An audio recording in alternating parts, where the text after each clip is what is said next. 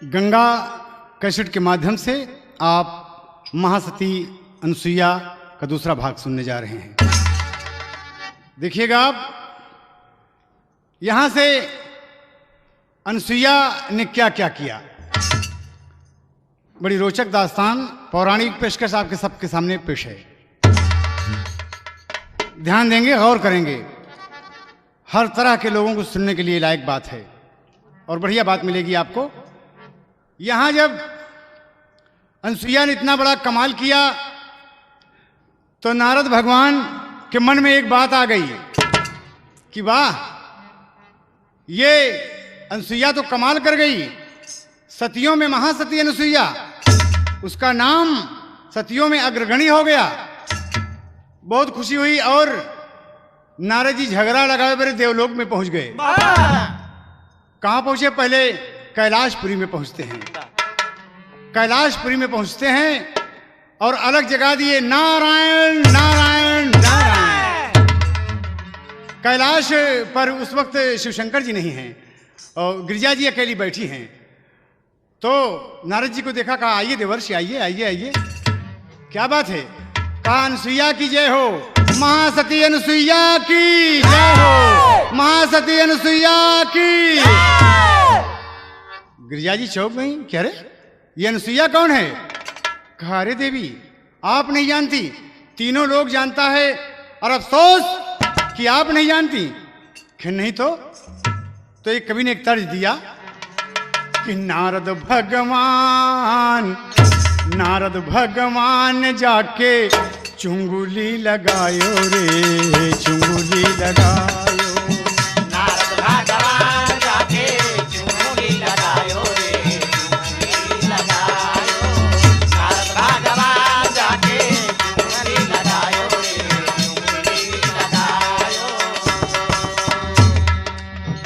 अरे अनुसुईया वो देवी है,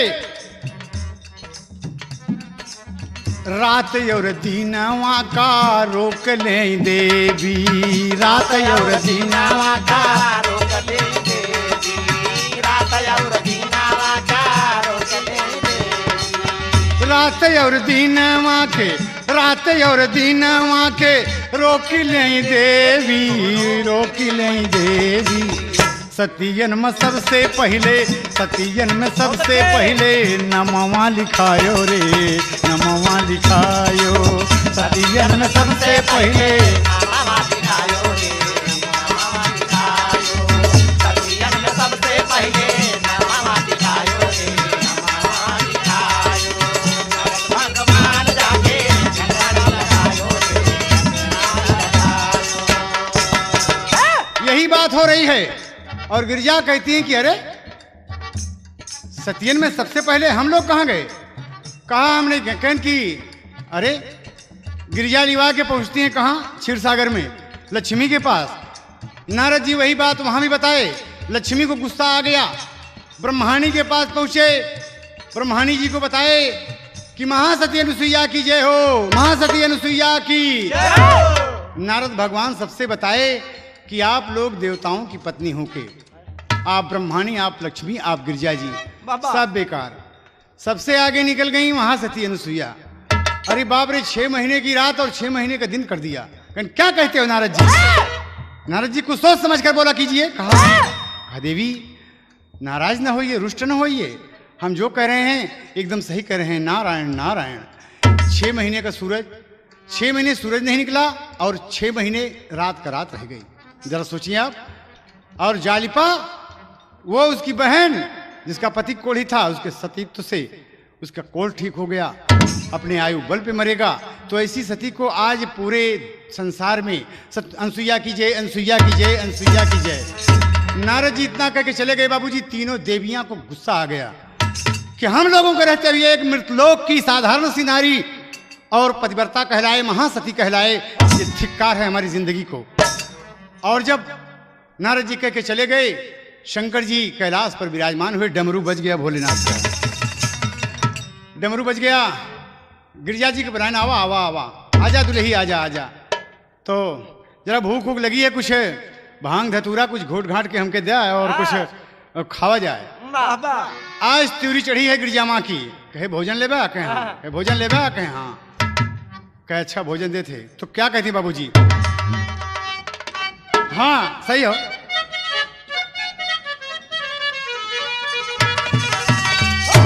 अरे बड़े क्रोध में शिव शंकर से, हाँ बड़े क्रोध में शिव शंकर से बोललिन गिरिजा माई। हाँ बड़े क्रोध से शिव शंकर से, अरे बड़े क्रोध में शिव शंकर से बोललिन गिरिजा माई।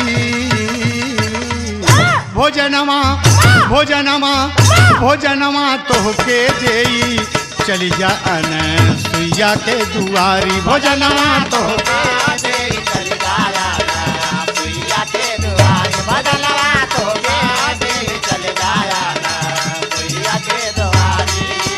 बड़े क्रोध में शिव शंकर से, बड़े क्रोध में शिव शंकर से बोली गिरजा माई। भोजनमा भोजनमा भोजनमा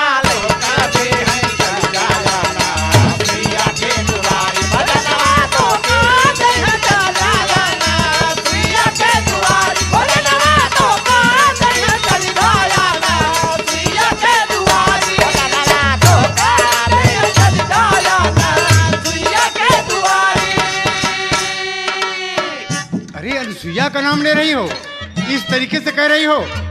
अरे देवी उसके सामने लगाओ महासती अनुसुईया। कहे हाँ हाँ हाँ वही भोजन दे तो के चल जाए। अब आज भोजन गिर जाना दे, अब आज से हमसे भोजन न मांगे। तो भोलेनाथ कहा थी एक बात बताओ, हम का जनाला नारद बाबा हिया आइलन। हम का जनाला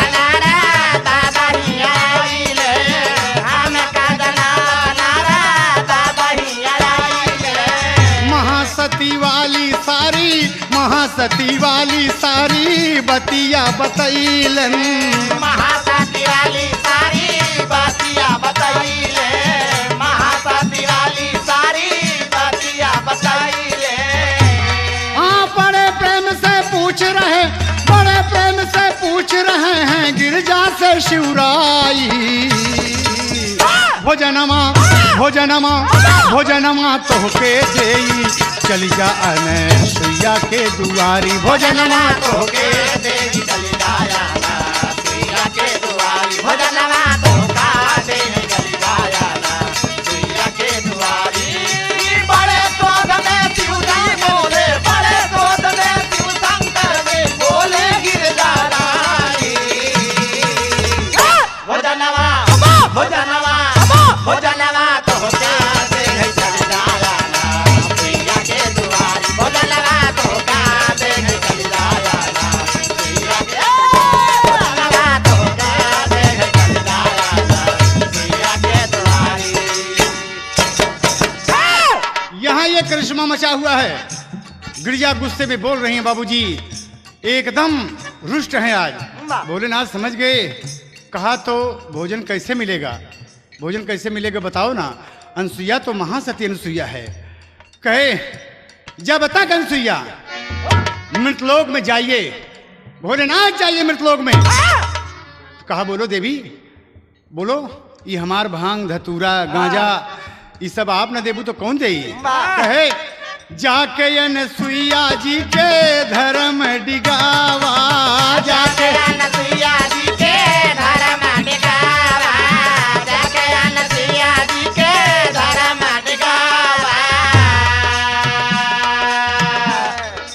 जाके धर्म डिगादा और महासतियन से उनके नमवा कटावा। महासतियन से उनके नमवा कटावा, महासतियन से उनके नमवा कटावा।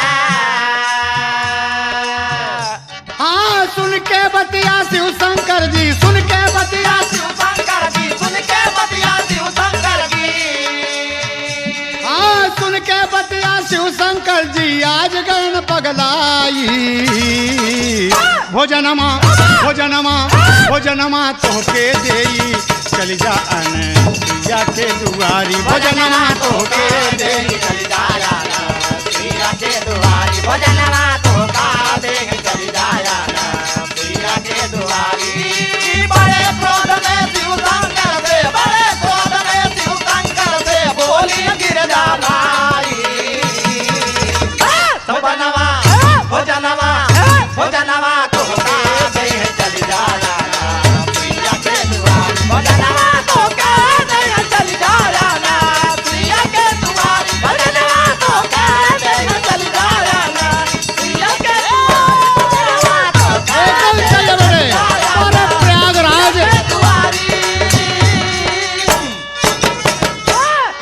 बात नहीं हुई दोस्त।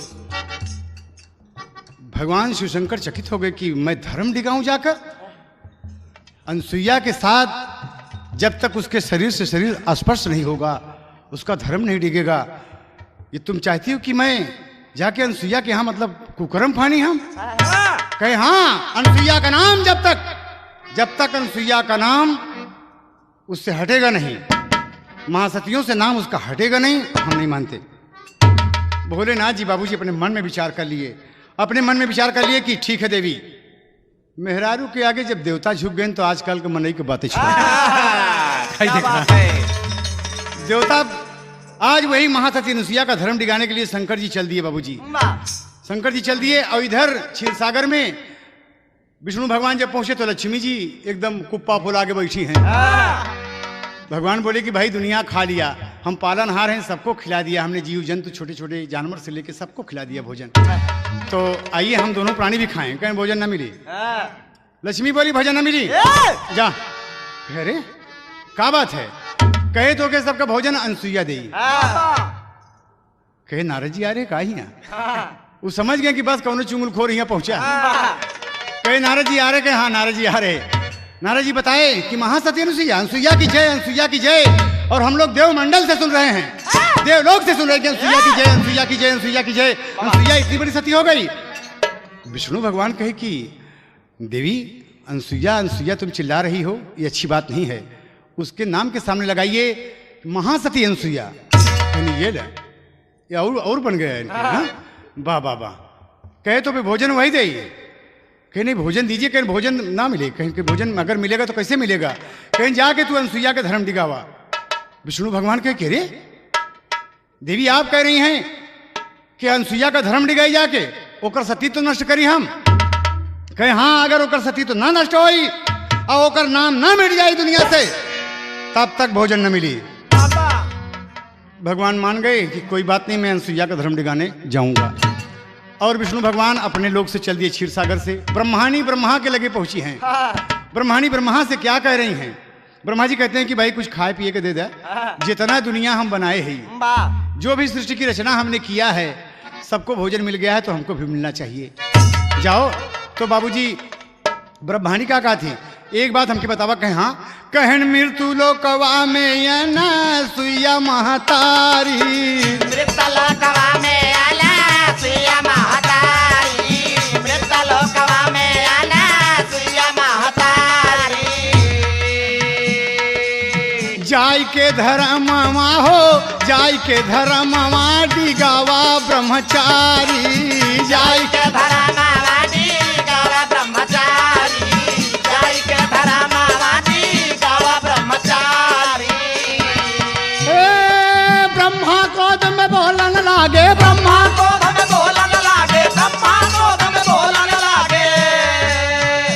हाँ ब्रह्मा क्रोध में बोलन लागे, कस गई पगलाई। भोजनमा भोजनमा भोजनमा तोहके देई, चली जा अनसुईया के दुआरी। भोजनमा तोहके देई, चली जा अनसुईया के दुआरी। भोजनमा तोहका देई, चली जा अनसुईया के दुआरी।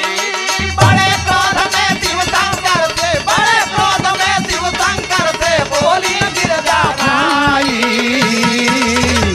भोजनमा भोजनमा भोजनमा तोहके देई, चली जा अनसुईया के दुआरी। भोजनमा तोहके देई, चली जा अनसुईया के दुआरी। भोजनमा तोहके देई, चली जा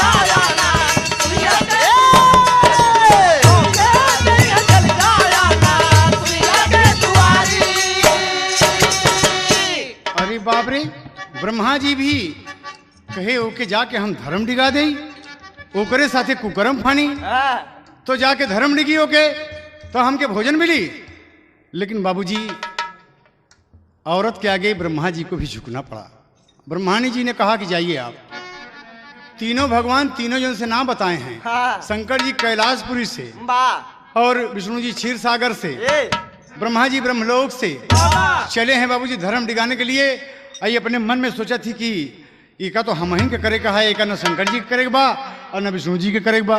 विष्णु जी सोचते हैं कि एक हमके करेगा, ना शंकर जी के करेगा, ना ब्रह्मा जी के। शंकर जी सोच रहे हैं कि एक हम ही के करेगा बाटे, न एक विष्णु जी के करेगा, ना ब्रह्मा जी के करेगा बा। तो हम चल जाब चुप्पे से ओकर तन का स्पर्श करब और धर्म ओकर डिग जाई, काम हमार बन जाई। गिरजा जी का फिर हमारा भांग धतूरा और ये सब चलना शुरू हो जाएगा। भोलेनाथ चले और तीनों भगवान चलते चलते बाबूजी आके एक चौराहा पर मुलाकात हुई। तो देखा भगवान का माया ही कि वो उधर से, वो पश्चिम से, वो पूरब से, वो दक्षिण दिशा से, तीनों जने का भैया प्रणाम। विष्णु भगवान शंकर भैया प्रणाम। अरे विष्णु जी आप कहाँ? शंकर जी आप कहाँ? ब्रह्मा जी आप कहाँ जा रहे हैं आज? मतलब शंकर जी मुड़ी घुमा ली है कि अब का बताइए हम। विष्णु जी से पूछे, विष्णु जी बताइए आप कहाँ जा रहे हैं? अब देखा ये तीनों जन तो मतलब एकदम उतार हुए हैं कुकरम पे। और क्या कह रहे हैं बाबूजी? तो विष्णु भगवान से झूठ नहीं बोला गया। विष्णु भगवान कहे कि आप सब झूठ बोलता भैया, लेकिन हम सच बोलते हैं कि हमारे मेहरारू ऋषियान में भोजन नहीं मिलता है। अब भोजन नहीं मिलता बा, वो का नारद जी पहुंच गए, वो लगा दिए चुंगली, ले अब कहने कि भोजन नहीं मिलेगा, भोजन नहीं मिलेगा जब तक कि अनसुईया का धर्म न डिगा देगा। अरे शंकर जी कहनी यही मामला था हमारे खिया फंसा बा। ब्रह्मा जी का बोला थे कि यही बात तो हमहू लेके परेशान है भाई, यही धर्म देगे तो कैसे डिगे, वहीं हमहू जाते ही। तो विष्णु भगवान कहें कि बड़ा चोरी किया, आप चुप्पे से चल दिया। शंकर जी कहते कि तू ही का बताई कि हल्ला मार के आया है का? सबके चोरी चोरी ना आए है, सबको को मेहरारू भेजे हैं। फिर अगर धर्म डिगाने हैं तो चलिए, फिर चलो। और तीनों आदमी जब चलते हैं बाबूजी तो अपने मन में विष्णु भगवान तो पीछे में हैं, आगे आगे ब्रह्मा जी, विष्णु जी पीछे पीछे, सबसे पीछे शंकर जी। शंकर जी कहते हैं कि भैया कहें हाँ, कहें कि तीन आदमी एक साथ और औरत एक, वहाँ जाना है और कैसे होगा? कहें चलिए भाई चलिए, जो होगा देखा जाएगा, चलिए अब क्या किया जाए। औरत से तो मिजाज एकदम खराब है भाई। देखा भाई जी, अनसुईया का धर्म डिगावे, कवि ने अपशगुन कैसे दिया इसमें? अनसुईया का धर्म डिगावे, चली भैले तीनों भगवान, झट से छींक भई बाएं पा, पहला यश गुण भा श्रीमान, सन का सांप मिला रहिया माँ, आचर खोले बाझद खान, काना बाभन स्नान करत बा, काना बाभन स्नान करत बा, तेली कुपाली हे भेटान, सियारा आगा काट के निकरा, डगरा लोखरी मिली उतार, कागा बोलई बणरिया ऊपर, कुकुरा बोलई आन का तान। अरे कुटिया के गोइड़े जब पहुँचे, कुटिया के गोइड़े जब पहुँचे, बड़े जोर गदहा चिचियान, कुटिया के गोइड़े जब पहुँचे, बड़े जोर गदहा चिल्लान, कुटिया के गोइड़े जब पहुँचे, बड़े जोर गदहा चिल्लान, बड़े जोर गदहा चिल्लान, भला बड़े जोर गदहा चिल्लान, कुटिया के गोइड़े जब पहुँचे, बड़े जोर गदहा चिल्लान, कुटिया के गोइड़े जब पहुँचे, बड़े जोर गदहा चिल्लान। इतना अपशगुन हो गया बाबूजी। सियार आगा काट के निकल गया, डगरा में लखरी उतान, बाभन स्नान करत बतेली कुप्पा लेके भेटान, सनका सांप राह में, बाझी ने औरत आंचर खोले, सूर्यदेव का अर्घ दे बा।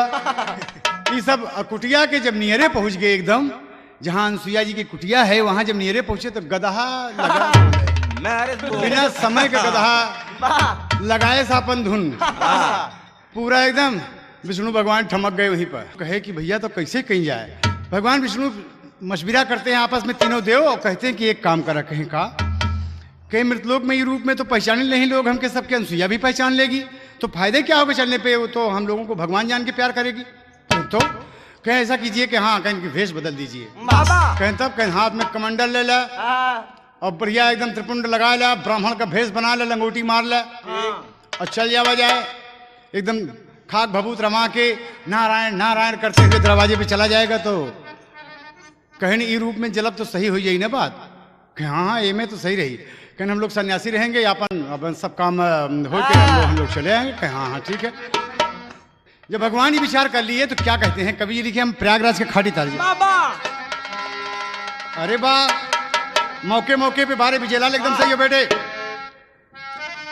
कहे तीनों जन चले, अरे तीनों जन चले ब्राह्मण भेषिया बनाए के तीनों जन चले। ब्राह्मण भेषिया बना के तीनों जन चले, ब्राह्मण भेषिया बना के तीनों जन चले।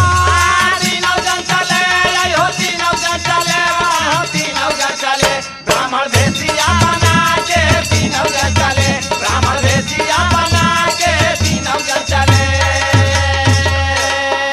हथवा कमंडली है ताना पे लंगोटिया, हाथवा का मंडली है ताना पे लंगोटिया, हाथवा का मंडली है ताना पे लंगोटिया। अरे ताना पर भभूति देखा, ताना पर भभूति देखा मांगे गईले रोटिया।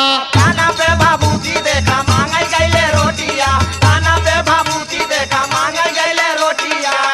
हाँ दुआरे पे बोला लागे, अरे दुआरे पे बोला लागे अलख जगाए के तीनों जन चले ब्राह्मण भेषिया बना के ब्राह्मण भेषिया बना के तीनों जन चले। तीनों जन चले हो तीनों जन चले हो तीनों जन चले, ब्राह्मण भेषिया बना के तीनों जन चले, ब्राह्मण भेषिया बना के तीनों जन चले। अलग जगा दिए नारायण नारायण नारायण। जय हो देवी जय हो देवी जय हो देवी।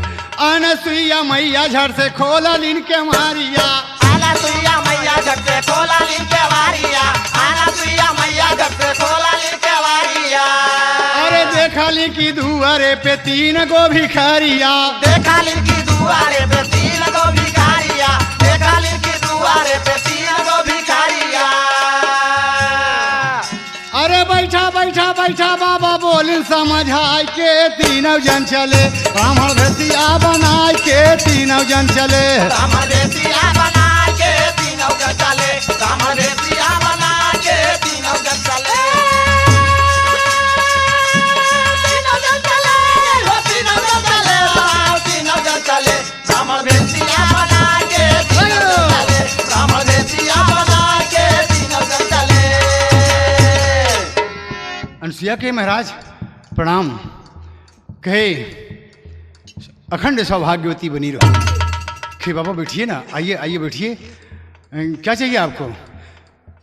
कहन कहियो दिन से देवी हमके मिलना भोजनवा, कहियो दिल से देवी हमके मिलना भोजनवा, कहियो दिल से देवी हमके मिलना भोजनवा।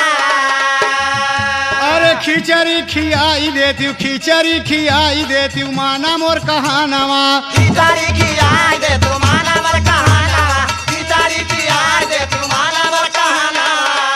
अरे बोलिया ना सुइया, बोलिया ना सुइया तबले देखा मुस्कुराए के तीनों जन चले ब्राह्मण भेषिया बनाए के तीनों जन चले, ब्राह्मण भेषिया बना के तीनों जन चले। तीनों जन चले हो तीनों जन चले हो तीनों जन आया चले। जगदीश बहादुर एकदम सही बटे एकदम सही पारे गंगा का सेठ। ब्राह्मण भेषिया बना के तीनों जन चले। देवी मुस्कुरा दिए। बाबा बैठिए भोजन। कहे नहीं नहीं नहीं ऐसे ना बैठे, अब गोंदरी बिछा दिए बाबूजी, गोंदरी बिछा दिए। साधु संत देखिए अनसुईया बहुत खूबसूरत थी बाबूजी। अत्रि मुनि इतने बड़े तपस्वी थी कि ना पूछिए। अनसुईया जी गोंदरी बिछा दिया कि बाबा बैठिए, कुछ जल जलपान। कहें कि बहुत भूख लगी, एकदम भूख लगी है देवी, खाना खिला दे, एकदम खिचड़ी खिला दे जल्दी से बना के। कहे खिचड़ी मिल जाएगी? कहे ना ना ना ना, जब तक आप त्रिबाचा न दें हम ना मानब। भगवान विष्णु कहते कि जब तक त्रिबाचा नहीं दोगी। कहे त्रिबाचा क्या मतलब? कहे कि खिलाने का वादा कीजिए, क्या आप खिलाएंगी, क्या आप खिलाएंगी, क्या आप खिलाएंगी? अनसुईया जी ने कहा कि हाँ बाबा, हाँ बाबा, हाँ। हम खिलाएंगे, बैठिए आप। कहें तो एक बात सुन लिया, त्रिवाचा आपने दे दिया, आपको भोजन कराना है। कहें हाँ। कहे पहले हमारी शर्त है। कहे शर्त? कहें हाँ। कहें क्या शर्त है? इसके पहले तो आप खिचड़ी खाना चाहते हैं, मैंने वचन दिया है वो खिचड़ी। कहें ना ना ना ना, ऐसे तो खिया वाले बहुत हैं, लेकिन ये बाबा ऐसे खिचड़ी नहीं खाते हैं। कहे तब? कहे पहले उतारा अपने ताना कै चुनारिया, पहले उतारा अपने ताना के चुनारिया, पहले उतारा अपने ताना के चुनारिया। अरे नगन होई के जाय के बनावा तू खिचड़िया, नगन होई के जाय के बनावा तू खिचड़िया, नगन होई के जाय के बनावा तू खिचड़िया। अरे हमहू सबे खाबै, हमहू सबे खाबै, खुल्ला खुल्ला तन खाय के तीनों जन चले ब्राह्मण भेसिया, आके तीनों जन चले ब्राह्मण भेसिया, बना के तीनों जन चले, तीनों जन चले, तीनों जन चले, तीनों जन चले ब्राह्मण भेसिया, बना के तीनों जन चले ब्राह्मण भेसिया, बना के तीनों जन चले। कहीं ये क्या कह रहे हैं महाराज आप? मैं नग्न हूं और नंगी हो कि मैं खिचड़ी बनाऊं? कहे हाँ हाँ, तो है ना नंगे, वो हमहू सबे अपन सब उतार के हमहू सबे वैसे खुल्लम खुल्ला खा बैठ के। यह हमारे सब एक शर्त बा। बाबूजी अपने मन में गौर बढ़ाया, देवी थी महासती अनसुईया थी, कि ऐसी बात बोल कौन सकता है बाबूजी? हाँ ना ना ना ना ना, और समझ गई अपने मन में धीरे धीरे कि जरूर उसमें कोई राज है। हाँ हाँ हाँ हाँ, ध्यान लगाया बाबूजी कि तीनों जन जोगी का भेष बनाया रे, द्वारे पे आकर के अलग जगाया रे। अनसुईया जान गई मोरे नगर यौले चित चोर, अनसुईया जान गई तो चोर, अनसुईया जान गई मोरे नगर यौले चित।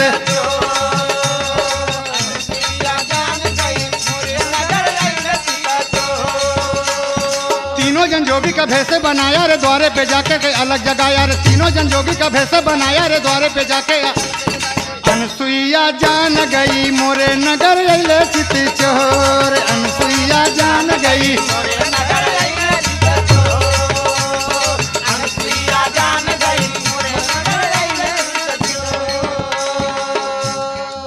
वो समझ गई धीरे धीरे, कहा अच्छा अच्छा, हो सकता है कि मेरा अंदाज गलत हो यहाँ, लेकिन एक बात है बाबूजी।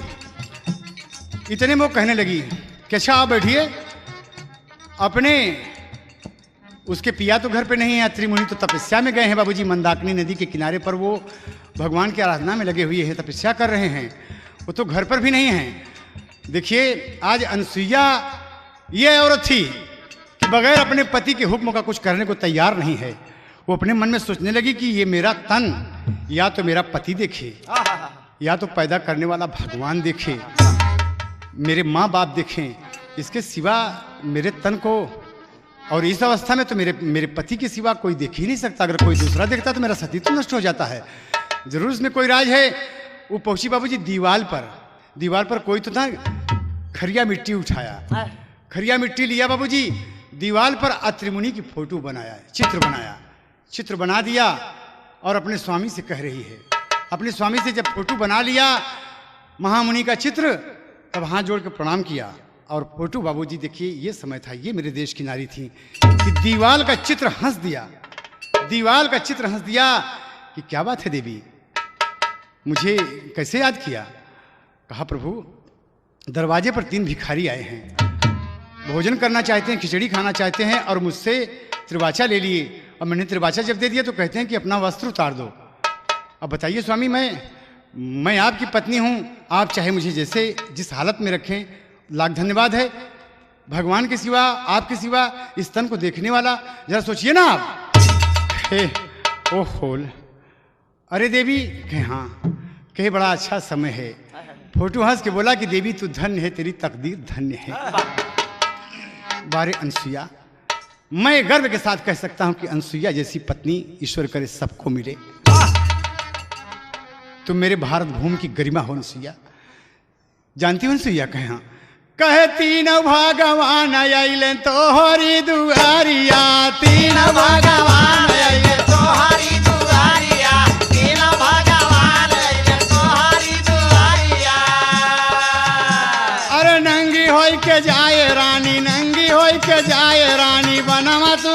खिचड़िया। नंगी होई के जाए रानी बनवा तू खिचड़िया, नंगी होई के जाए रानी बनवा तू खिचड़िया।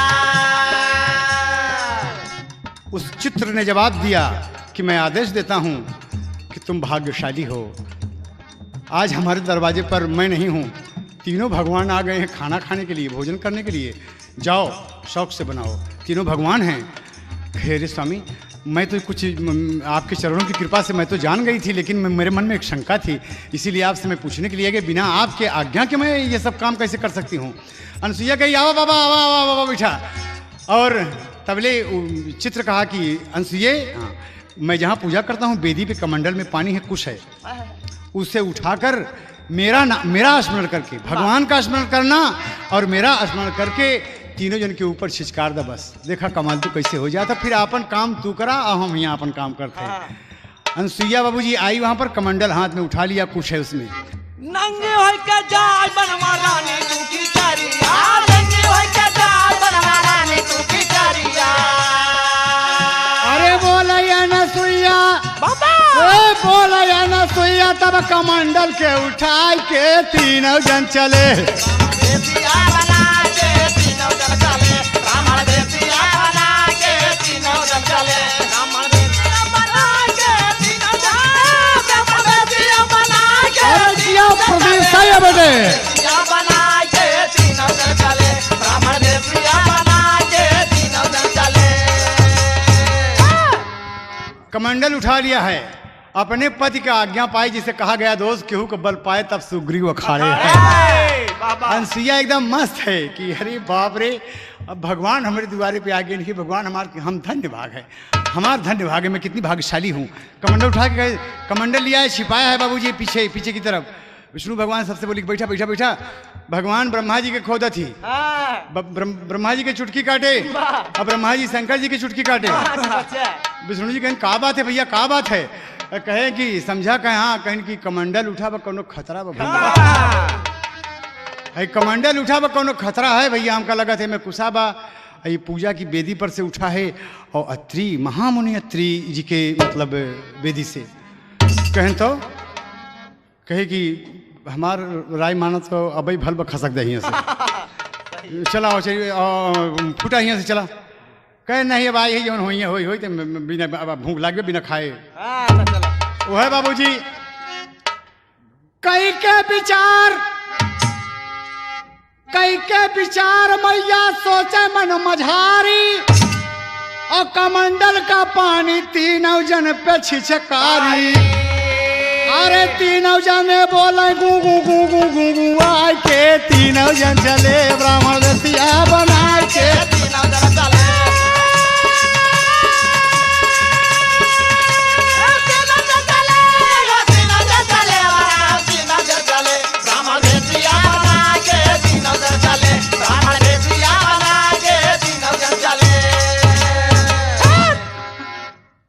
अरे बाप रे, कमंडल का पानी जैसे ही ओके जल का जैसे ही स्पर्श हुआ बाबूजी, तीनों देवता के शरीर से तीनों देवता बाबूजी एकदम बच्चा बन गए। बाबा एकदम बच्चा बन गए, 6 महीना का लड़का हो गया, गूं गूं गूं गूं गूं। उनके मुड़े में गोल नाए, उनके हाथे में ककरी में गोल नाए। तीनों अनसुईया कैसी का हो है खिचड़ी खाबा। और मैया बाबूजी जैसे अत्रि मुनि ने आदेश दिया था, एक लवरिया धोती बाबूजी तन पे, भगवान देख रहे हैं। विष्णु भगवान कहते हैं कि ब्रह्मा जी अनसुईया महासती है, अनसुईया महासती है, आपने देखा। और बाबूजी चूल्हे पे चली गई और खिचड़ी रख दिया। खिचड़ी रख के एक बटोरी में बढ़िया बना के एक छोटी सी कटोरिया में लिया के बाबूजी तीनों जन का लेटा है, वो उनके जांघी में मोड़ना है, उनके कखरी में मोड़ना है, बिल्कुल एकदम। अनसुईया सबका बैठा दिया, बैठा बाबूजी दोनों विष्णु भगवान का सबसे आगे बैठा लिया, ब्रह्मा जी को दाहिनी जंघा पर बैठाया, शंकर जी को बाएं जंघा पर बैठा के और बैठ कह आप भोजन कीजिए। खिचड़ी एकदम जरा जरा जरा जरा बाबूजी सबसे पहले पालनहार सामने बैठे हैं, उठा के अपने गोदी से सामने बैठा दिया कि तू ही तो दुनिया का मालिक है ना, दुनिया का मालिक है। जरा पहले लक्ष्मी नारायण पहले यार। अरे वह जरा जरा खिचड़ी जब मुहवा में नहीं अरे जरा जरा हा ससुर गिर पारा उलर बैठे चले ब्राह्मण दसिया बना के तीनों जन एकदम सही बेटे है।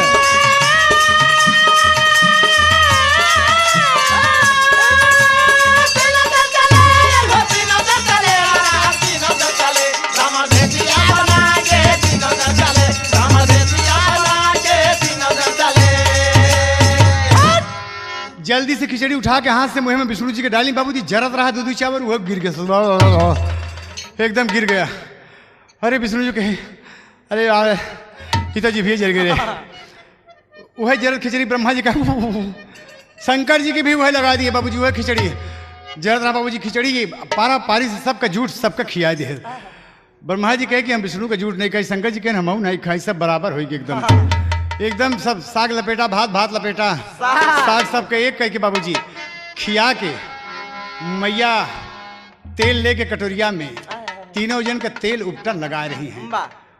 तीनों जन का तेल उपटन लगा रही हैं बाबूजी। और तीनों भगवान कुछ भोजन भी कर लिए हैं। और तो कुछ भोजन में जब किए हैं तो बड़े प्रेम से उनका आँखी जब मुने लगी तो छोड़ के खटोला रहा ओके उलट दी। ओके उलट के बाबूजी धोती देखी थी, धोती पड़ी है त्रिमुनि की, ओके डोरी बना ली और झोपड़ी के बनरिया में डाल के ओके चारों पावा ऊपर पे और भगवान को हमें लटा के बाबूजी और अपन धोती जो उतरले रहली मैया चारों तरफ से बांध दिया कि लड़का है गिर न जाए, ये लड़का है गिर न जाए बाबूजी। तीनों भगवान का वही में तो विष्णु भगवान कहा कि ब्रह्मा जी कहे हाँ कहीं पतिव्रता का आंचल है छुई न जाए, जहाँ छुआ नहीं कि भस्म हो जाए का पक्की बात समझाई। ये धोती उतार के पहनाई बा लपेटी बा। इतना सुने शंकर जी बाबूजी विष्णु भगवान के बिल्कुल गोड़े में मुंह डाल दिए एकदम, वो उनके कखरी में मुंह डाल के तीनों जने एकदम सिकुड़ गए। अंसिया मैया देख रही हैं बाबूजी, हल्की से डोरी बांध के अरे मन ही मन लोरी अरे गाई रही, हाँ मन ही मन लोरी अरे गाई रही हो अनसुईया मैया झुलना झुलाए रही हो अनसुईया मैया झुलना झुलाए रही हो अनसुईया मैया झुलना झुलाए रही है अनसुईया मैया झुलना। मन ही मन लोरी गाए रही है, मन ही मन लोरी गाए रही है अनसुईया मैया झुलना झुलाए रही है अनसुईया मैया झुलना झुलाए रही है अनसुईया मैया झुलना। तनवा पे सोहेला दूसर चुनरिया अब तो हेला दूसर नरिया, अब तो हेला दूसर नरिया। अरे तीनों जन का मन में है तीनों जन के मन में मनाए रही हो अनसुईया मैया झुलना झुलाए रही हो अनसुईया मैया झुलना झुलाए रही हो अनसुईया मैया झुलना झुलाए रही है। मन ही मन लोरी गाए रही है, मन ही मन लोरी गाए रही है अनसुईया मैया झुलना झुलाए रही है अनसुईया मैया झुलना झुलाए रही है अनसुईया मैया झुलना। ये तो नहीं ना बाबूजी, फिर उतार लिया, फिर सबका सेवा किया। हाय हाय हाय हाय माँ की ममता पेश कर दिया बाबूजी। बारे अत्रिमुनि अनसुईया भगवान के सामने ममता उड़ेल कर रख दिया बाबूजी, उठा के बैठा के। हाय आंख तो सबकी कजरारी है, कजरारे नैना तो है ही है बाबूजी, लेकिन पुनी पुनी लावे आँखी में कजरावा पुनी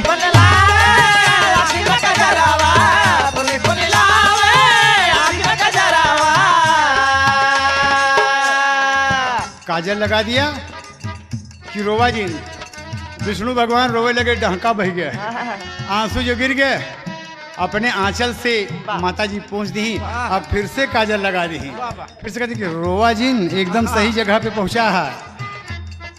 खाला पुनी पुनी लावे जी आतक जरावा, पुनी पुनी लावे आतक जरावा। अरे सबके घुमावा अरे कुटिया मैं अपने घुमाए रही हो अनसुईया मैया झूलना झुलाए रही हो अनसुईया मैया झुलाना झुलाए रही है अनसुईया मैया झुलाना झुलाए रही है मन ही मन लोरी गाय रही है मन ही मन लोरी गाय रही है अनसुईया मैया झुलाना झुलाए रही है अनसुईया मैया झुलाना झुलाए रही है अनसुईया मैया झुलाना। खूब घुमा रही है बाबूजी, पूरे कुटिया पवित्र कर रही आपन कि भगवान ये हमारी कुटिया आज पवित्र हो गई। अरे नाथ, हमारे स्वामी तपस्या में आप आके मेरे दरवाजे पर भगवान दर्शन दिए। प्रभु मैं कितनी भाग्यशाली हूँ कि आपके सामने प्रभु मैं ममता विहीन माँ हूँ। भगवान कोई कमी हो तो क्षमा कीजिएगा। अनसुईया इधर बाबूजी भगवान का खिदमत कर रही है, भगवान का खिदमत कर ही रही है बाबूजी। तब तक नारद जी देवलोक में पहुंच गए। तीनों देवी विचार करके गए। तीनों देवी अपने मन में विचार की कहीं शंकर जी कहाँ गए, कहीं ब्रह्मा जी कहाँ गए, कहीं विष्णु जी कहाँ गए। तो लक्ष्मी जी बोली कि तुझसे झूठ न बोलो, अनसुईया का धर्म डिगा कहन वहीं रहूँ कहाँ है, कहन नहीं तो रहूँ वहीं कहाँ है। तीनों देवी जी बताई कहें कि बहुत देर होगा ना लौटे, का बात है बतावा ना का बात है। तब तक नारद जी बाबूजी पहुंच गए। नारायण नारायण नारायण। अरे हे देवी, तू लोग देवता को पत्नी हो कि इतना तुच्छ काम करबू न जानते रहे हम। अरे अनसुईया का धर्म डिगावे मेरे भेज दी हुआ और भगवान हुआ धर्म डिगावे में फंस गए। एकदम धर्म डिगा दी अनसुईया का और लौट के अब नहीं है ना, अनसुईया आने नहीं देगी। देखिए नारद जी क्या बोल रहे हैं और देवियां क्या समझ रही हैं, किस रूप में भगवान उनके पास खेल रहे हैं। नारद जी कहते हैं कि अनसुईया के यहाँ से वो वापस नहीं आएंगे, अनसुईया आने नहीं देंगे उनको। और तोरे सब में हिम्मत हो, अब अगर अपने आप का सती बनत हो तो जाके लिया ला अपन मन से धू, जाके लिया ला अपन मरद। तीनों देवी विचार किया बाबूजी, तीनों देवी विचार कर लिया। और विचार करने के बाद क्या कहते हैं बाबू, कहीं चले कहीं हाँ। वह मन में कई के विचार, अरे मन में कई के विचार, अरे सब क्यों करता करार धैली हलिनी डगरिया तीनों जनी धैली हलिनी डगरिया तीनों जनी धैली हलिनी डगरिया तीनों जनी धैली हलिनी डगरिया तीनों जनी धैली हलिनी डगरिया तीनों जनी धैली हलिनी डगरिया तीनों जनी।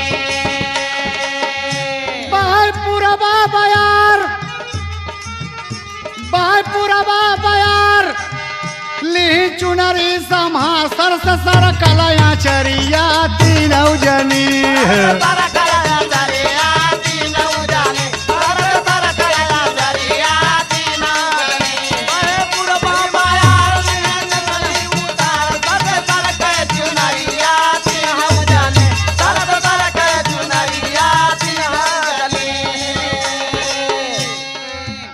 और देवी क्या कहा बाबूजी,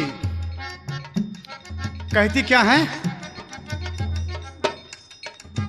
हाँ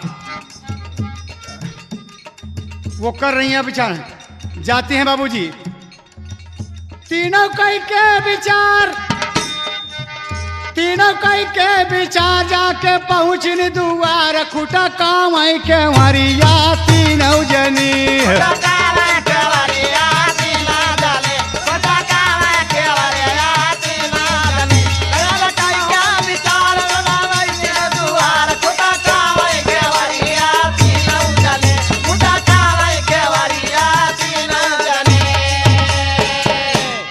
ए बाबूजी दरवाजा के पास पहुंच के सकरी खुटखुटा दिया और देखा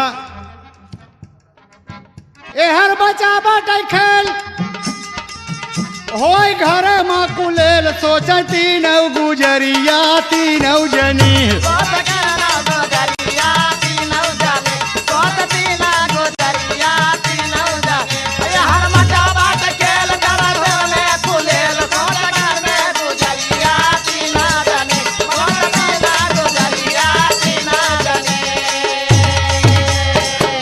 इतनी बात नहीं हुई बाबूजी, कहे खोल दरवाजा खोल अनसुईया। क्रोध में लक्ष्मी जी बोली बाबूजी।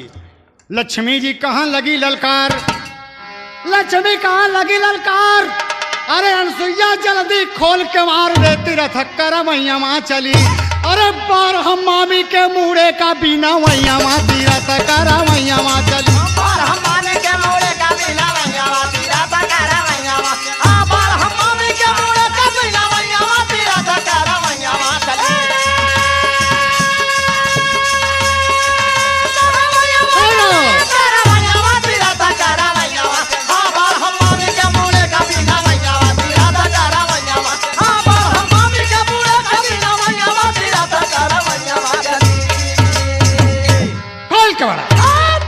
क्या समझती अपने आप के तो।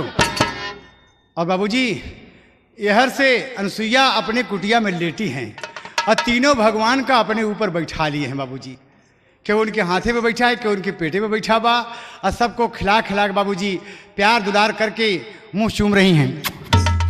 कोनो तकलीफ तो ना बा, कोनो तकलीफ तो ना बा। तब तक बाबूजी लक्ष्मी जी से उससे बोल रही हैं कि अरे तू पेटे पे कबई से बैठा है हमरे ना, तनी कि इन्हों को बैठे दे, इन्हों को बैठे दे। पारी पारा सबसे जब बोल रही बाबूजी, देवियन का सुन के हालत खराब हो गई। लक्ष्मी ब्रह्मानी सब ये सब शक का शिकार हो गई। देखिए इनको संदेह हो गया कि अरे बाप रे, हम अपने मन से तो सही थोड़ा ना कहे कि सही से में एकदम ये तो गड़बड़ हो गया। अनसुईया कहे कि तनी कि पेटे पे इनका बैठे देता, तनी कि तू हमरे जांग पर से उतर जाता, तनी इनका आवे देता। यही सब बोल रहे बाबूजी। तीनों देवी गर्म हो गई, एकदम मिजाज गर्म। लक्ष्मी का कहीं कॉल के वाला। अनसुईया कहे तनी कि तू उतरा तो देखिए इतना दिन के बाद हमारे मुड़े का बार बिने वाला के है। ये कहा थी कि बार हम मामी के मुड़े का बिन वही हुआ। अरे हमारे मुड़े का बार एक एक बाल हमारे मुड़े का बिन ले ही के आ भैया देखा था। विष्णु भगवान कहे कि बैठा देते जन कहूँ। विष्णु भगवान का कहे, विष्णु भगवान से बोले, विष्णु भगवान बोले भैया कहीं का कहीं समझा था कहना, कहन हेरवा छूट है ये खोजे वाले आई हैं कि हम लोग गए कहाँ। अब बोला कहे कि बहुत अपशब्द में लक्ष्मी बोली। कहे हाँ। दरवाजा बाबूजी अनसुईया जी आज थोड़ा क्रोध में हो गई, उनके सतीत्व को कोई ललकार दिया, दरवाजा खोल के खड़ी हो गई। कौन है आप सब? कहे आप। कहा मैं अनसुईया हूं। बोलो कहां से आई हो? कहे हम तीनों आदमी के पति यहाँ आए, हमारे पति आए यहाँ पर और आपके पास आए और आप उनके भीतरे में लुका के रखे हो। ले आओ यहाँ दा। अब भाई कहा रहो कि तू पेटे पर से उतर जा, तू इनके बैठा जा, तू घोड़े से हट जा, इनके बैठा जा। हमारे तीनों के पति यहीं पर हैं। कहे ओ अच्छा, आप सब अपन अपन पति खोजे आए हैं। कहें हाँ, तुम महासती अनसुईया बनती हो और घर में कुलेल कर रही हो। हाँ घर में कुलेल कर रही हो। कहे हाँ कुलेल हो। कहे हाँ। कहें आइए आइए अंदर आइए। आई बोले अनसुईया जी सोच रही हैं गजब हुआ भगवान,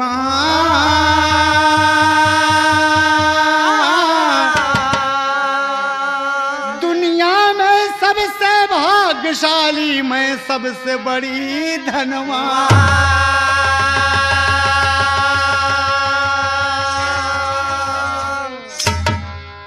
अरे अनसुईया बाबू जी बहुत खुशी हो गई। खरे जो ने लक्ष्मी के घर घर पूजा लोग कर थी, माता पार्वती के लोग पूजा कर थी अपने दरवाजे पे, वो देवी हमारे दरवाजे पे आके अपने पति का मांगा थी। हमसे बड़ी भाग्यशाली कौन है? आइए आइए देवी। खटोला पर जहां बाबूजी उलट के पलना में लेटाए रहते हैं कोई पर से उठा के पखुरा पकड़ के बाँ पकड़ के बाबूजी उठा के कुटिया के वहां कोने फेंक दिया। विष्णु जी का, शंकर जी का हाथ पकड़ के हुक कोने फेंक दिया, ब्रह्मा जी का हाथ पकड़ के हुक कोने फेंक दिया कि ये रहे आपके पति, ये रहे आपके पति, ले लो। अगर आप में क्षमता है तो आप अपने पति का हाथ पकड़ें और ले जाएं। बाबूजी बाबूजी अनसुईया तीनों देवी के सामने क्या कह रही है कि मेरे सतीत्व को ललकारती हैं कि यहां पर कुकर्म फाड़ने आए हैं। जानती हो देवी, लाज से बड़ा औरतों का कोई कहना नहीं होता। और वो लाज रूपी आवरण मेरे जिस्म में विधाता ने दिया है। देखो मुझे। बाबूजी लक्ष्मी पानी पानी हो गई।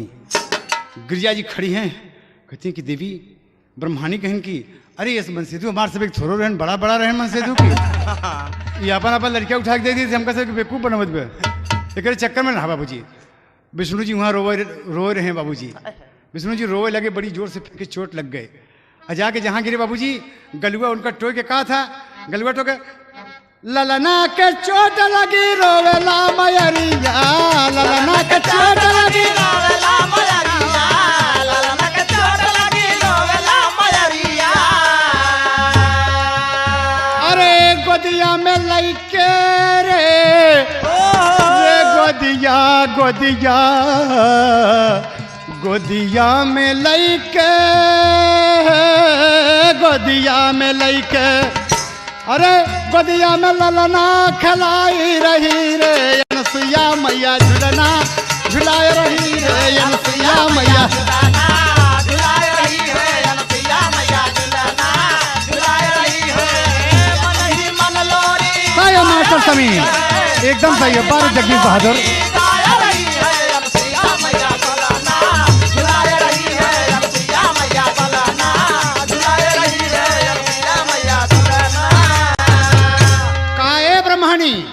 विष्णु जी को चोट आ गई है, लेटो और सुनो। आप करें कि हमरे मर्द का फंसा के हम अपने घर में रखे ही, खबरदार ऐसा कभी मत बोलना। जानती हो ये भारत भूमि बहुत महान है लक्ष्मी। आप जैसे जाने कितनी देवियां यहाँ घूम रही हैं, ये मृतलोक है। इसीलिए आप घमंड से बोल रहे हैं कि आप देवता की पत्नी हैं। जानते हैं आप हमेशा भगवान भक्तों के बस में रहा करते हैं, हमेशा भगवान भक्तों के बस में रहा करते हैं। और सुन लो मेरी बात, इतनी बात कर रही बाबूजी, तबले फेंक दिया और कहा कि हम हमारे सतीत्व को आपने ललकारा। वह सुइया कहा लगी फटकार कि अब मोरा बुढ़ावा खुदैया है तैयार। का समझे तो का अपने मर्द पर घमंड बता, हमका अपने मर्द पर घमंड नहीं बा। भगवान की कृपा से भाई हमारा बुढ़वा तैयार बा। उस समय आ जाई तो हम अपने अरे यान के भतार के संग सपने ना सोवैया चरा था करावैया चली।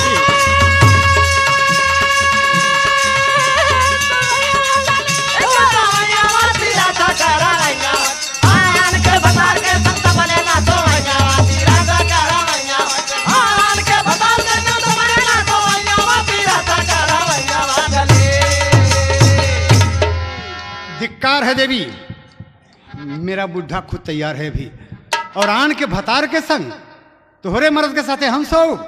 धिक्कार है मेरी जिंदगी के। हजार विष्णु हमारे सामने खड़े हों, हजार ब्रह्मा मेरे सामने खड़े हों, हजार शंकर हमारे सामने खड़े हों तो मैं ठुकरा दूंगी, इसलिए कि मेरा भगवान मेरे पास मौजूद है देवी। आइए मैं दिखाती हूँ आपको। चित्र दिखाया बाबूजी की, देखे देखा देखा आपने ये, और प्रणाम किया जब चित्र को, चित्र हंस दिया बाबूजी और हाथ जोड़ के त्रिमुनि कहते हैं कि देवी तुम धन्य हो। जानते हो भगवान की पत्नियां भी यहाँ आ गई हैं, कहा नाथ खड़ी हैं, देख लीजिए इन्हें। खानसिया तूने इतना दुलारा कि मैं यहाँ से देख रहा हूँ, मुझे बड़ा आनंद आ रहा है कि हमारी देवी आज वो संपदा पा गई जो बिरले नारियाँ पाएंगी, कभी पाएं या ना पाएं। कहा नाथ ये सब आपका आशीर्वाद है। तीनों देवी लज्जित हो गई। कहा माता अनसुईया जी, हम सब आपसे क्षमा प्रार्थी हैं। हम लोग समझे कि आप ये भूल गई कि आपके पति मेरे पास कैसे हैं। जरा सोचिए, कहते हैं कि नंगी होकर खिचड़ी बनाओ, तो आप जानती हैं ना कि ये तन उसके पति के अलावा जो देखेगा, भगवान तो देखा ही है, अगर पति के अलावा कोई देखता है तो उसका धर्म नष्ट हो गया। कहीं अपने पति की आज्ञा से हम ये सब कुछ काम किए। और वही बोलती है बाबूजी कि आइए आइए। तीनों देवता को बैठा दिए सामने और कैसे कि अपन अपन पति ले लाया। तीनों देवता का एक रूप, एक शकल के तीन लड़कियां, और तीनों जने बाबूजी अपने अपनी दुल्हनी के टुकुर टुकुर देखा।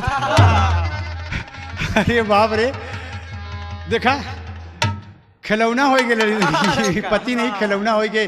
कहा आपने अपना पति लक्ष्मी जी गई बाबूजी की, विष्णु जी का सबसे पहले उठाई और सबसे पहले बाबूजी ब्रह्मा जी का हाथ, ब्रह्मा जी की तरफ हाथ लगाए। ब्रह्मा जी हाथ सिकुड़ जाए कि हम तो जठौत लागे।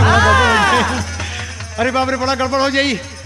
गिरजा गई, ब्रह्मा जी के उन्होंने हाथ लगाई और तब तक लक्ष्मी जी जाके बाबूजी शंकर जी के हाथ लगावा थी। शंकर जी कहें कि बड़ा गजब हो जाई भैया।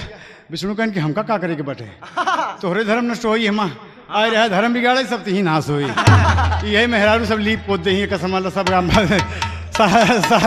सारा मामला गड़बड़ हो गया बाबूजी। अनसुईया खड़ी है बाबूजी और देख देख के हंस दिया, कहा गजब की हूँ बहिनी, अरे गजब की हूँ बहिनी, चिन्हू ना भतार हो गजब की हूँ बहिनी।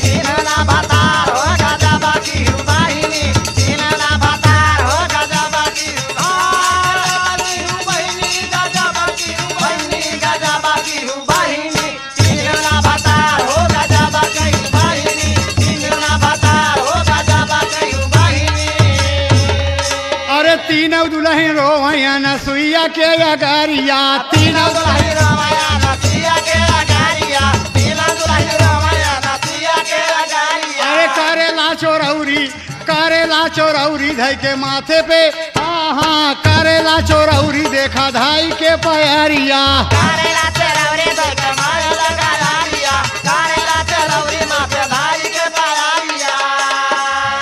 अरे या नसुईया माता तो से हम सब गैले हार हो गजब की बहिनी, चिन्हू ना भतार हो गजब की बहिनी, चिन्हू ना भतार हो गजब की बहिनी, गजब की बहिनी, गजब की बहिनी, चिन्हू ना भतार हो गजब की बहिनी, चिन्हू ना भतार हो गजब की बहिनी। हार गई? हाँ, कहा आपने, आप समझा आपका पति हमारा धर्म बिगाड़ दिन। कहा ना देवी, अरे देवी सती अनुसुईया नहीं, महासती अनुसुईया मेरे पिया कहा करते, कहीं अपना पति नहीं ले सकती हो? कहे नहीं दीदी हम सब तो ना पाओ। विष्णु भगवान कहीं ठीक है भाई, हमारा अर्थ से अनर्थ हो जाते हैं वहीं। अब वहीं आए कि क्यों का हाथ पकड़ नहीं है, खड़ी जल छचकार दे तो ये उनकर हो गए फिर तो मामला गड़बड़ हो गया बाबूजी। तो कहें दीदी हमारे पति लौटा दे, कहें लौटा दे, कहें हाँ। फिर अपने चित्र के पास पहुंची बाबूजी, अपने पति के पास, कहे स्वामी तीनों देवियां हार मान गई। अत्रि मुनि बाबूजी हंस दिए कि देवी ऐसे खड़ी रहो, मैं देखिए दीवार पर चित्र बनाया है, दीवार पर चित्र बना, वो चित्र हंस दिया, कहा देवी ऐसे खड़े रहो, मैं तुम्हें देखना चाहता हूँ, तुम्हारे रूप में मैं तीनों देवी तीनों देवता देख रहा हूँ, तीनों देवी तीनों देवता देख रहा हूँ। देवी तुम्हें नमन है अनुसुईया। खाना स्वामी मैं आपके चरणों की धूल हूँ, ऐसा कभी नहीं कहिएगा। कहा ना, ऐसे महासती को नमन है। कहा नाथ एक बात है, वो तीनों जने एकदम गड़बड़ान है, अब अपन अपन पति नहीं पहचान पाओ थे। फोटो हंस दिया, चित्र हंस दिया, तब तक कहे कि अरे कमंडल का जल उनके ऊपर हमारा नाम लेके, भगवान विष्णु का नाम लेके छिड़क दे, जाके छिड़क दे, एकदम ईश्वर चाहेंगे तो सब अच्छा हो जाएगा। कमंडल का जल उठाए, विष्णु भगवान कहन भैया कहना कहन खैरियत होगी। अब हम लोग अपने रूप में हो जा भैया, कमंडल का जल उठा है तो शंकर भगवान कहा थी कहीं तीनों देवी के ऊपर न छिड़क दें, नहीं तीनों देवी गड़बड़ाई जाए तब का होई। अब बोला कहन कि ना ना ऐसा ना। अनुसुईया आई बाबूजी, अनुसुईया कहीं कि का हो भगवान, अब अपने द्वारे जाबा, गोदी में बैठा लिया बाबूजी, दुलारा थे, मुंह चूमत है, बहुत अच्छे हैं आप। कहें सेवा में कोनो कमी तो नहीं भाई, प्रेम से खियावा अपने घर में हम खिचड़िया, प्रेम से खियावा अपने घर में हम खिचड़िया, प्रेम से खियावा अपने घर में हम खिचड़िया। अरे लोरी सुनावा घर में खेला खेलवारिया, लोरी सुनावा घर में खेला खेलवारिया, लोरी सुनावा घर में खेला खेलवारिया।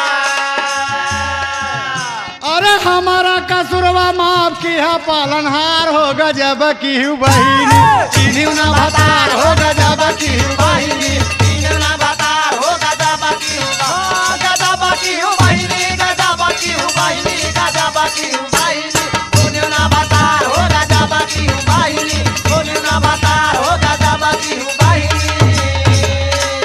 अरे बाप रे गजब हो गया। उठा के जल बाबूजी, ओम नमो भगवते वासुदेवाय। जरा देखिए आप, ये 12 अक्षर में 12 अक्षर में कितना बड़ा गुण है बाबूजी। हम आज भूल जाते हैं, क्या अनुसुईया जैसी नारी से नसीहत ले सकते हैं आज जमाने में?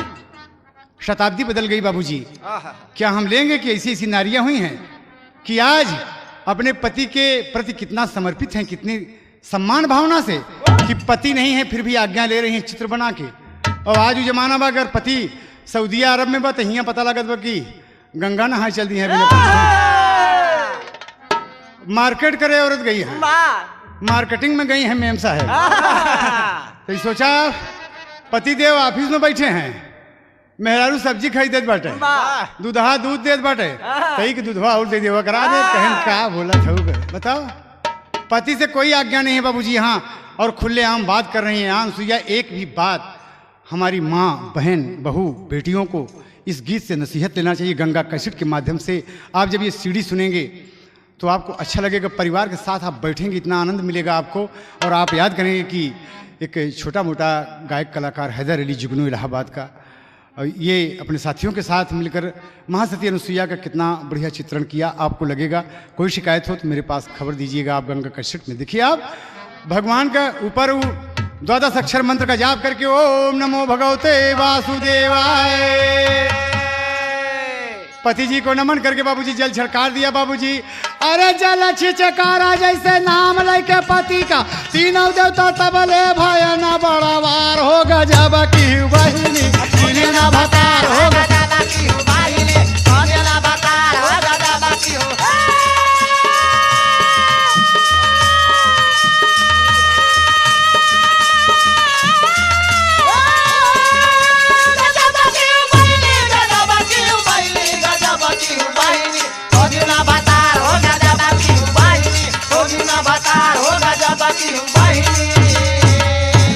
अरे तीनों देवता बड़े हो गए बाबूजी, तीनों देवता बड़े हो गए। और ब्राह्मण के रूप में वह कमंडली है, वह लंगोटी पहरे। भगवान विष्णु लक्ष्मी के आगे खड़ा है, कहन कस अनसुईया के ऊपर बिगड़ गई कि अनसुईया ये सब कैसे ये धनदूषण महाराज है कहाँ से, ये हमान ना हो, ये हमान ना हो, हम नहीं जानते ये सब कैसे हैं। सबका रूप बदला, उसी रूप में उसने बच्चा बनाया था बाबूजी। और तब तक बाबूजी कहे देवी हम जान गए ये आपके पति हैं। अनसुईया हाथ जोड़ के खड़ी हुई, कहा देवता आप अपने रूप में आइए। कहना कैसे रूप बनाए, हम हमें क्या समझती हैं आप। कह ना ना ना मेरे पति देव ने कहा है, मैं भी जान गई। और जब आए थे आपने हम उसको नग्न होने के लिए कहा था कि मैं भी खुला नंगा होके खाऊंगा और तुम भी नंगी होके भोजन बनाओ, तभी हमको शक हो गया। नाथ अपने मन में सोचा था कि तीनों जन जोगी का भेष बनाया रे, तीनों जन जोगी का भेष बनाया रे, द्वारे पे आकर के अलग जगाया रे। अनसुईया जान गई मोरे नगर अइले चित चोर, अनसुईया जान गई मोरे नगर अइले चित चोर, अनसुईया जान गई, अनसुईया जान गई मोरे नगर अइले चित चोर, अनसुईया जान गई मोरे नगर अइले चित चोर, अनसुईया जान गई मोरे नगर अइले चित चोर। बाबूजी भगवान अपने रूप में आ गए। जैसे विष्णु जी चक्र सुदर्शन धारी गदाधारी खड़े हो गए, शंकर जी डमरू लिए बाबूजी, माथे पे गंगा, सर पे जटा में गंगा धार, डमरू त्रिशूल लिए। ब्रह्मा जी चार मोड़ के खड़े हो गए, हाथ जोड़ के तीनों देवी तीनों देवता खड़े हैं बाबूजी, एक लाइन से खड़े हैं। अनसुईया एकदम शर्मा गई बाबूजी, बैठना चाहती हैं, जैसे बैठना चाहती थी अनसुईया तीनों भगवान का पाँव छूना चाहती है, तो भगवान ऐसे उठा ली कि ना देवी, नहीं देवी, नहीं देवी, तुम्हारे चरणों में नमन है देवी, तुम जैसी सती पर मुझे भगवान को गर्व है। अनसुईया देवी तुम मुझसे मांगो, तुम, मैं आपके ऊपर प्रसन्न हूँ। लक्ष्मी कहीं कि हाँ हाँ मांग ले, चाहिए मांग ले। तीनों देवता करे कि मांगो देवी, जो मांगोगी तुम्हें मिलेगा। कि भगवान हम तो आपके आने से हम तो सब कुछ हमको मिल गया, सारी संपत्ति मिल गई प्रभु, जहाँ आप आ गए क्या चाहिए दुनिया में। मेरे पास अच्छी खासी झोपड़ी है, मेरे लिए यही महल है, यही मेरे लिए क्षीर सागर है, यही मेरे लिए स्वर्ग है, मेरे पिया का चरण है वहाँ, जहाँ देखिए ना वेदी के ऊपर मेरे पिया का चरण है, यहीं बगल में। मैं इसे स्वर्ग समझ के यहाँ बैठती हूँ स्वामी, यहाँ मेरे पिया बैठते हैं। और बाबूजी अनसुईया तुरंत चित्र के पास पहुँची हुई दीवार पे, कहा स्वामी कहे हाँ, कहे तीनों भगवान बहुत प्रसन्न हैं और कहते हैं कि अनसुईया कुछ मांग लो। तो फोटो हंस दिया, कहा हाँ देवी क्या मांगना चाहती हो, तो मांगो ना, जो मांग लो, भगवान तुम्हारे दरवाजे पर खड़े हैं। कहा बताइए स्वामी बिना आपकी आज्ञा के मैं क्या मांगूँ।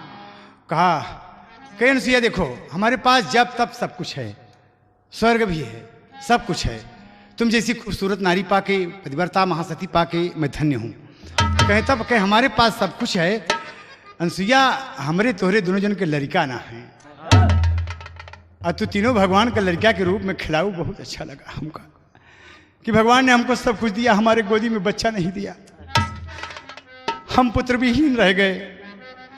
अनसुईया, अनसुईया तीनों भगवान से कह दो कि आप तीनों भगवान को हम बच्चे के रूप में खिलाया है, आप तीनों भगवान हमारे पुत्र होकर हमारी गोदी से अवतार ले।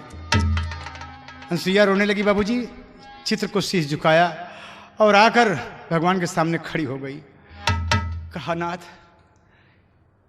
ईश्वर ने मुझे सब कुछ दिया है, कहा मांगो अनसुईया। अनसुईया कहे लगी ललकार, अनसुईया कहे लगी ललकार, अरे अगर तू प्रसन्न है करतार तो कौने दिना धार मोर दूधे का पियवैया रत करवैया चली।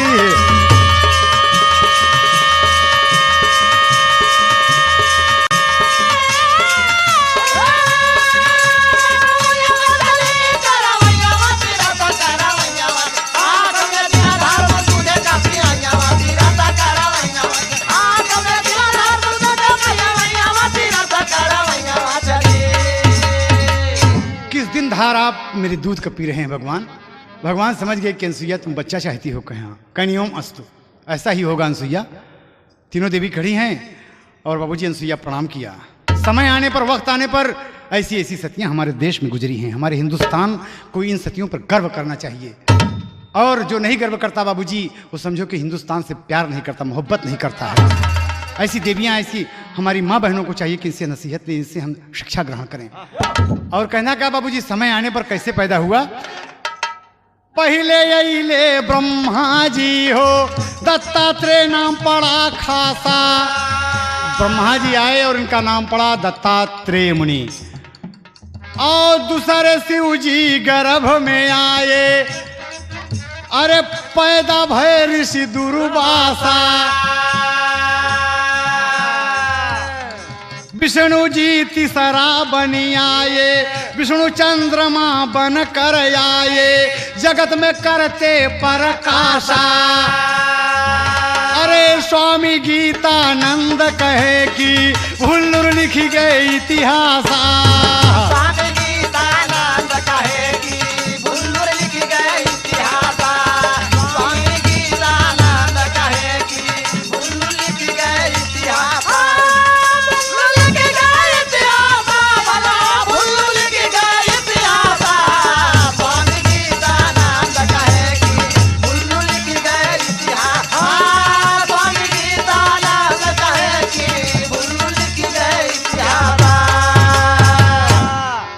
श्रोता बंधुओं को इस गीत के माध्यम से जो कुछ हमने बताया, अगर कहीं त्रुटि हुई हो तो हम क्षमा प्रार्थी